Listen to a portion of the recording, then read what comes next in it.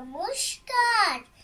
12ই জানুয়ারি স্বামী বিবেকানন্দের জন্মদিন। আমি তার উদ্দেশ্যে একটি কবিতা বলছি। নমস্কার। আরে নয়, কবি নীরেন্দ্রনাথ চক্রবর্তী। আরে দিয়ে দূরে গিয়ে থাকা যায় নাকি, তাই ফের কাছে এসে হাতে হাত রাখি। যে দিয়েছে আরি তার মনে নাহি সুখ, চোখে তার চাপা রাগ হারি পাড়া বুক।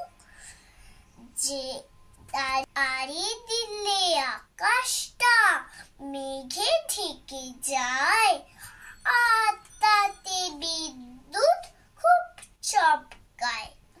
তাই বলি আরে তুলে ভাব করে দাও, কাছে এসে